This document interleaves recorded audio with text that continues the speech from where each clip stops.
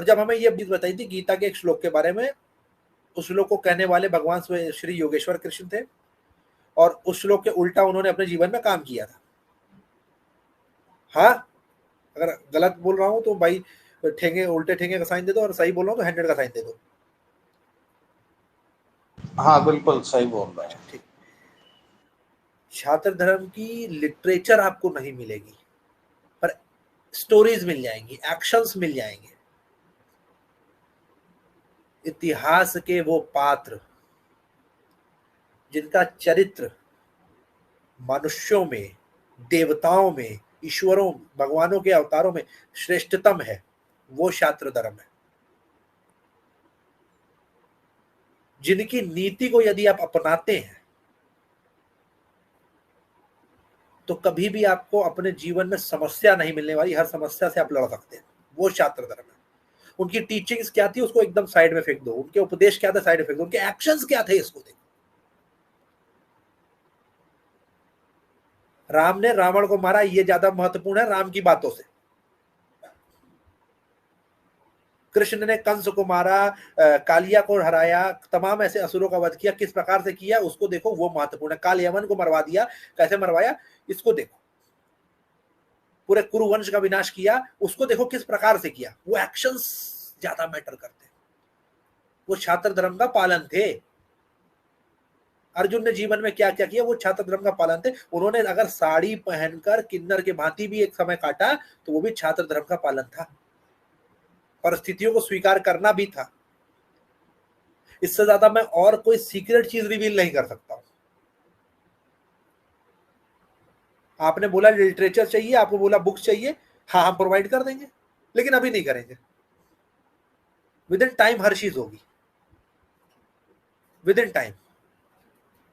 जिस चीज को आप बार बार चिल्ला चिल्ला के कह रहे हैं, जिस छात्र धर्म के पालन की बात कर रहे हैं, वो छात्र धर्म नहीं, वो आप अपने सेल्फ एस्टीम, अपने ईगो को सेटिस्फाई करने के लिए एक डेफिनेशन बना के बैठे हैं।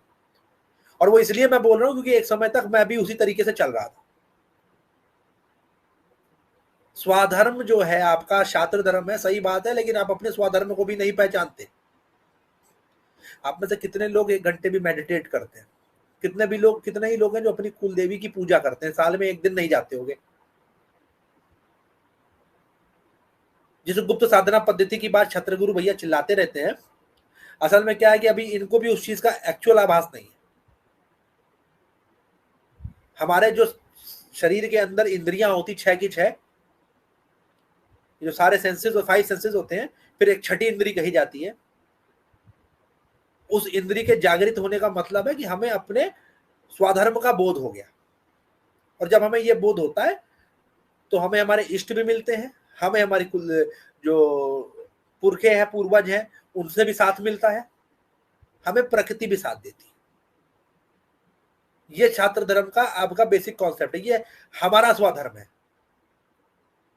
जब इस स्वधर्म को ब्राह्मण अप्लाई करता है तो वो अपने ब्राह्मण धर्म का एप्लीकेशन करता है, वो अपने ब्राह्मण धर्म को अपनाता है। यही चीज जब कोई वैश्य करता है, हर समाज, हर व्यक्ति का अपना एक मार्ग होता है, स्वधर्म होता है। हम अपने धर्म को छात्र धर्म कहते हैं क्योंकि हमारी जो व्यवस्था थी वो शस्त्र शास्त्र वाली थी। ब्राह्मण सिर्फ शास्त्र तक था, शस्त्र पे नहीं था। अपवाद कुछ रहे या बाकी वर्ग जो थे उनका अपना एक लिमिट थी। हमारी व्यवस्था शस्त्र और शास्त्र दोनों की थी। क्षत्रिय का जो मूल कार्य था सिर्फ और सिर्फ हथियार उठा के लड़ना नहीं था। क्षत्रिय were one of the best architect of this nation. जितनी भी मेजॉरिटी मुगल इमारतों का ओरिजिन क्षत्रिय है, क्योंकि उन्होंने ज्यादातर तो फैब्रिकेशंस किए, कई सारी जो इमारतें बनाई मुगलों ने, जिन्हें बताते ताजमहल तक जो है ये भी एक क्षत्रिय मॉन्यूमेंट था। श्री कृष्ण जन्मभूमि जो है वो भी एक क्षत्रिय मॉन्यूमेंट था। बुद्धिस्ट मॉन्यूमेंट जितने सारे के सारे हैं देश के अंदर, वो भी क्षत्रिय मॉन्यूमेंट्स थे, जिनको आज में कालांतर में बहुत सारे मॉन्यूमेंट्स को कह सकते हैं ब्राह्मिकल कर दिया गया। ये जितनी भी चीजें थी जिसके ऊपर बुद्धिस्ट लड़ते हैं, ब्राह्मण्स लड़ते हैं, मुस्लिम्स लड़ते हैं, तब लड़ते हैं, ये बेसिकली क्षत्रिय आर्किटेक्ट का बेजोड़ नमूना था। You were one of the best architects, you were one of the best strategists, you were one of the best agriculturists in this nation. क्योंकि आप सारे धर्मों का, सारी जाति वर्णों का जो कार्य होता था उसको अपने अंदर समाहित करने की क्षमता रखते थे। इसलिए you are best of the best people, now you are the worst of the worst, क्योंकि सब जगह से आप निकल चुके हैं। और ये आप इसीलिए कर पाते थे क्योंकि आप अपने स्वधर्म का पालन करते थे, जो अब आप नहीं करते। आप अपनी अब देखो एक छोटा सा एग्जांपल देता हूं। एक बहुत बड़ा मैथमेटिशियन हुआ भारत की भूमि का, जो कि क्या कहते हैं विदेश चला गया। रामानुजन, नाम सुना होगा सब लोगों ने। रामानुजन के पास में पढ़ने के लिए, सीखने के लिए कुछ नहीं था, परंतु वो हैवी से हैवी मैथमेटिकल जो प्रॉब्लम्स होती थी चुटकियों में सॉल्व करता था, खेल खेल में। क्योंकि रामानुजन, कुछ लोग ब्राह्मण आएंगे छाती पीटेंगे, अरे हमसे था, तो काहे ने दूसरा निकल गया। रामानुजन की एक ही क्वालिटी थी, रामानुजन अपनी जो कुल देवी होती उसकी आराधना करता था। बुद्ध ने भी यही किया था, अपनी देवी की आराधना करते थे। ऐसे कई संत महंत रहे जिन्होंने अपनी कुल देवी की आराधना करी। हम क्षत्रियों में ये चीजें नॉर्मल थी, जो लोग जिसको अपवाद कहते हैं ना। आजकल बड़े बड़े प्रकांड पंडित निकल आते हैं, बड़े बड़े बाबा निकल आते हैं, कथावाचक बन गए हैं। ये योगेश्वर, क्या नाम है ये, भागेश्वर बाबा जो आ गया, छोटी सी सिद्धि प्राप्त करके अपने आप को बहुत प्रकांड पंडित बता रहा है। ये जो चीज कर रहा है ये क्षत्रियों में नॉर्मल थी, जिसको लोग आज विशेषता बताते हैं, ये हमें कॉमन था। हमें त्रिकाल संध्या होती थी, हमें तमाम चीजें होती थी, उसमें ना तो हमें कोई बाहर से आकर सिखाता था, ना ही कोई हम पंडित जी से हवन कराने जाते थे, ना ही कोई सत्यनारायण की कथा होती थी, ना ही ये सब चुतियापे होते थे। सिंपल एक हमारे घर के लोग उठते थे, उनकी दिनचर्या थी, 3:45 पे उनकी सुबह सुबह नींद खुलती थी, 3:50 क्या कहते हैं या 4:10 तक अपनी पूजा में बैठते थे, अपना साधना करते थे, जो भी अपनी कुलदेवी की पूजा करते थे, अपने दिनचर्या में लगते थे, फिर अपनी दोपहर वाली करते थे, फिर सांझ वाली करते थे और सो जाते थे। एक साइकिल हमारी बनी हुई थी, एक ईटिंग साइकिल थी, एक स्लीपिंग साइकिल थी, एक प्रेइंग साइकिल थी, एक हमारा वर्कआउट और तमाम चीजें जो सारे कार्य थे वो फिक्स थे। आज नहीं है। और मैं आपको एक गारंटी देता हूं, आप 3 महीने अपनी कुल देवी की पूजा करना शुरू करिए, मात्र एक टाइम, आपको लाभ दिखेगा। 3 महीने आप 3 टाइम करके देखिए, आपको बहुत ज्यादा लाभ दिखेगा। आपकी डेफिनेशंस क्लियर हो जाएंगी। अपने इष्ट को पूजिए, आपकी डेफिनेशंस क्लियर हो जाएंगी। आपको उसको पूजने के लिए मंदिर जाने की जरूरत नहीं है, आपको स्थान चुनना पड़ेगा अपना।